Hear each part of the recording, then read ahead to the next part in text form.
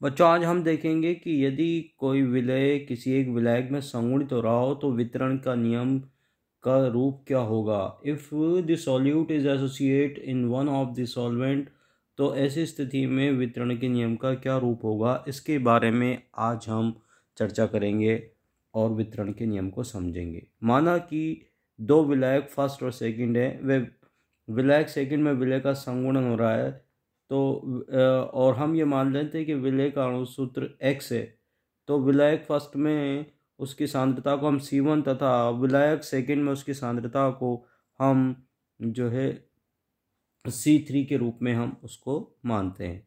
ठीक है, और संगुणित अणु की सांद्रता को हम C2 मानते हैं, जिसको हम एक चित्र के द्वारा प्रदर्शित करना चाहेंगे कि यहाँ पर हमारे पास में देखिएगा, ये इस तरीके से हम जो है किसी विलय के संगुणन को हम दो विलायकों में इस तरीके से बताएंगे कि यहाँ हमारे पास में दो विलायक हैं। ठीक है ना, दो विलायक हैं बच्चों, एक तो विलायक फर्स्ट है और एक है विलायक सेकंड, दूसरा विलायक हमारे पास सेकंड विलायक है। तो यहाँ पर विलायक फर्स्ट में हम ये मानते हैं कि कोई जो विलय है जिसका सूत्र हम x मान रहे हैं, ठीक है, अणुसूत्र x मान रहे हैं, और यहाँ पर इसकी सांद्रता को हम C1 मान रहे हैं।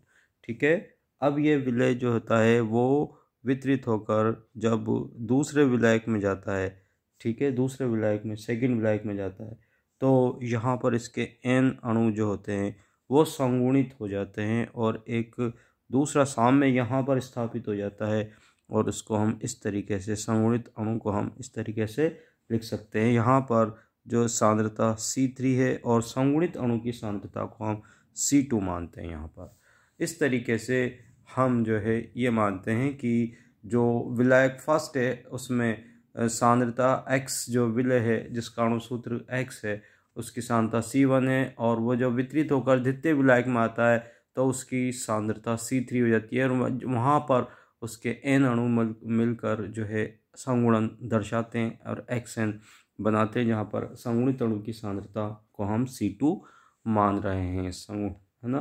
तो अब वितरण के नियम के अनुसार दोनों विलायकों में विलय की समान आणविक अवस्थाओं के मध्य साम्य होगा। यदि हम देखें तो यहाँ पर C1 और C3 जो कि विलय की जो समान आणविक अवस्थाएं उनके मध्य साम्य स्थापित होगा, और वितरण साम्य का नियम अगर हम यहाँ लगाएं तो हम लिख सकते हैं C1/C3 is equal to K1, C1/C3 is equal to K1। K1 को हम यहाँ वितरण गुणांक कहते हैं। ठीक है ना। अब साम्य के अनुसार अणु के संगुणन के साम्य पर यदि हम विचार करें तो संगुणन का जो साम्य है उसको हम कुछ इस तरीके से प्रदर्शित कर सकते हैं। यहाँ पर देखिएगा कि यहाँ n, ये जो संगुणन का साम्य है उसमें n अणु, x के n अणु पार्टिसिपेट कर रहे हैं, और x जो संगुणित होकर xn बना रहे हैं। यहाँ पर इसकी सांद्रता है C3, यहाँ पर इसकी सांद्रता है C2।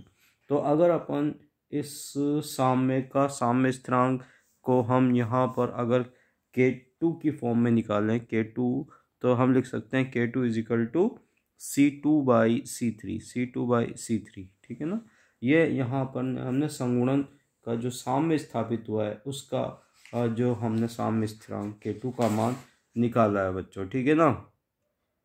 अब अगर हम ये मान के चलें कि जो है यहाँ अगर हम समीकरण जो हमने लिखी C2/C3 वाली जो समीकरण लिखी, ठीक है ना, इसमें एक चीज़ हम ध्यान में रखेंगे कि जो यहाँ पर C3 के जो है, यहाँ जो हमने ये समीकरण लिखी है इस समीकरण को थोड़ा सा हम इस तरीके से लिखेंगे बेटा कि यहाँ C3 की जो कंसंट्रेशन में उसमें n अणु भाग ले रहे हैं, तो हम C3 की पावर n की फॉर्म में लिखेंगे। यहाँ पर ध्यान दीजिएगा, यहाँ पर K2 is equal to C2/C3 to the power n, क्योंकि यहाँ पर जो है n अणु विलय के भाग लेकर और संगुणित हो रहे हैं, तो हम जो है C3 की पावर n लिखेंगे बच्चों। ठीक है ना। तो यहाँ पर ये जो है इसको तो हमने समीकरण सपोज करो 1 मान लिया, और हमने इस समीकरण को हमने मान लिया 2।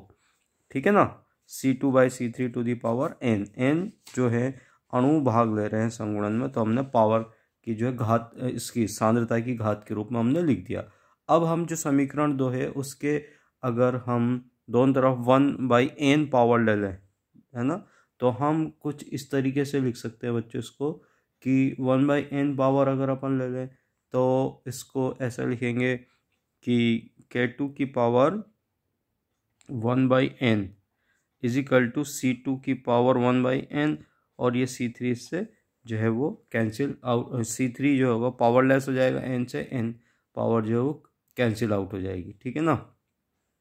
तो यहाँ पर हम इसको इस तरीके से लिख सकते हैं, और ये समीकरण हम यहाँ थोड़ा सा आपको दिख नहीं रहा, यहाँ देखिएगा हमने 1/n पावर ले ली, तो ये जो है C2 की पावर 1/n हो गई, K2 की पावर 1/n एंड C2 की पावर 1/n अपॉन C3। ठीक है, अब इसको हम समीकरण नंबर 3 कह देते हैं बच्चों। ठीक है ना। तो यहाँ अगर हम जो है इक्वेशन समीकरण दो में अगर हम 3 का भाग दें, डिवाइड कर दें, ठीक है ना, तो हम यहाँ पर पाते हैं समीकरण 2 को 3 से डिवाइड कर दें, तो यहाँ लिख सकते हैं हम यहाँ पर K2 अपॉन K2 की power 1/n is equal to, अब देखो C2 अपॉन C3 की पावर C3 की power n into C3 upon, यहाँ देखो आप इसको, सॉरी, अपन ने जो डिवाइड किया, थोड़ा सा यहाँ ध्यान रखिएगा, अपन जो डिवाइड करेंगे बेटा वो फर्स्ट समीकरण जो है ना, फर्स्ट बाई थर्ड करेंगे ना, समीकरण क्या करेंगे, समीकरण फर्स्ट बाई थर्ड, तो फर्स्ट बाई थर्ड की हमने समीकरण, तो यहाँ पर एक समीकरण 1 में 3 का भाग देंगे तो क्या होगा C1/C3, और इनटू इसका भाग देंगे तो C3 अपॉन C2 की पावर 1/n और K1 अपॉन K2 की पावर 1/n। इसको हम इस तरीके से लिखेंगे, समीकरण 1 में समीकरण 3 का हमने भाग दे दिया बच्चों। ठीक है ना। अब क्या होगा, C3 से C3 कैंसिल आउट हो जाएगा। अब क्या बचेगा, C1 अपॉन C2 की पावर 1/n, C2 की पावर 1/n को मैं n√C2 की फॉर्म में लिख दूं, और यहाँ पर K अपॉन K2 की पावर 1/n जो होगा एक नया स्थिरांक आएगा जिसको अपन ने K लिख दिया। ठीक है, तो इस तरीके से हमारे पास एक सूत्र आ गया। क्या सूत्र आ गया, C1 अपॉन n√C2। ठीक है ना। तो ये एक वितरण के नियम का एक फॉर्म आ गया, एक रूप आ गया, C1/n√C2।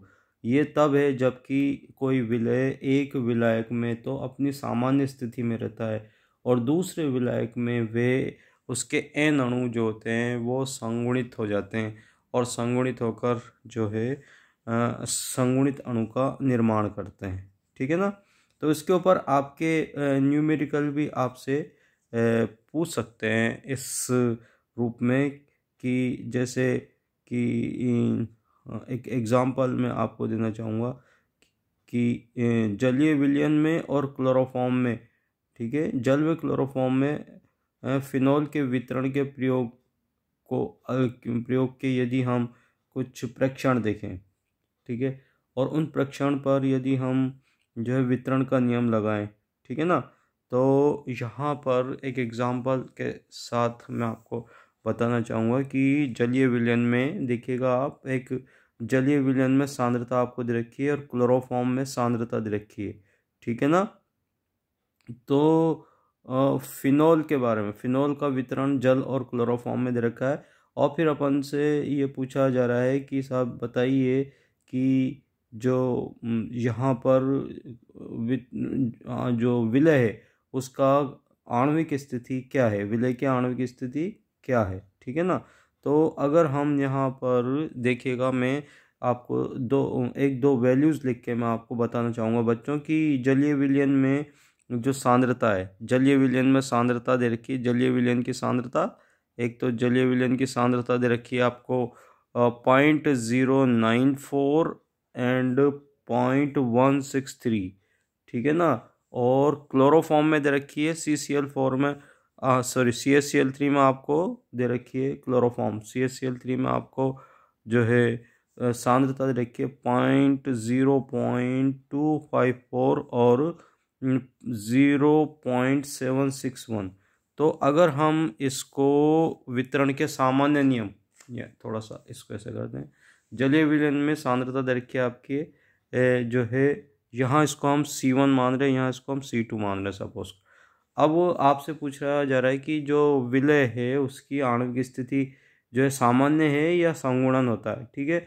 तो हम यहाँ पर C1/C2 निकालेंगे। अगर C1/C2 इन दोनों के लिए निकालें अपन, पहले C1/C2 अपन 0.094 और 0.254 के लिए निकालें तो इसकी जो वैल्यू आती है वो लगभग 0.37 क्या आती है, 0.3701 आती है, ठीक है ना, पहली स्थिति के लिए। और दूसरी स्थिति के लिए अगर हम जो है कंसंट्रेशन की जो हम अनुपात निकालने C1/C2, तो दूसरी स्थिति में आता है C1/C2 is equal to 0.163 upon 0.761, ठीक है ना। तो इसका जो अनुपात आता है वो आता है बेटा 0.2142 आता है, ठीक है ना। तो अगर अब हम यहाँ देखें तो ये तो कांस्टेंट नहीं आ रहा, इसका मतलब जो सामान्य जो वितरण का नियम लागू नहीं हो रहा, यानी कि विलय जो है वो अपनी सामान्य स्थिति में नहीं है।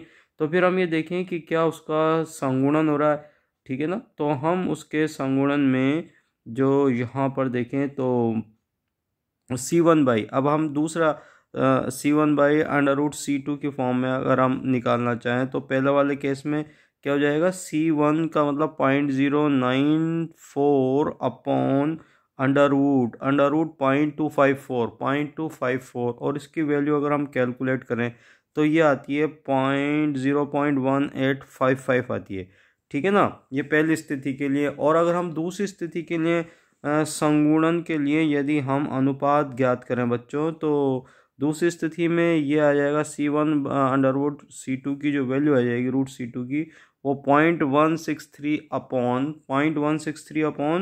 Under root 0.761। तो इसकी जो वैल्यू आती है ये आती है 0.01868। तो लगभग दोनों वैल्यू कांस्टेंट आती है ना, लगभग दोनों वैल्यू कांस्टेंट आती है। इसका मतलब क्या हुआ, इसका मतलब ये हुआ कि जो फिनोल है वो प्रथम विलायक में तो उसकी सामान्य स्थिति में रहता है ना, और द्वितीय विलायक में वो द्विगुणित हो जाता है, डबल एसोसिएट मॉलिक्यूल के रूप में रहता है, द्विगुणित अणु के रूप में रहता है। तो इस तरीके से आपसे न्यूमेरिकल भी पूछा जा सकता है कि विलय की आणविक स्थिति के बारे में आप बताइए और वितरण के नियम को समझाइए जबकि विलय एक विलायक में संगुणित होता है। तो इस तरीके से हम फॉर्मूला भी सिद्ध कर सकते हैं, फॉर्मूला और साथ में हम न्यूमेरिकल भी हम जो है वो सिद्ध कर सकते हैं। आई होप आपके बेटा समझ में आया होगा। धन्यवाद।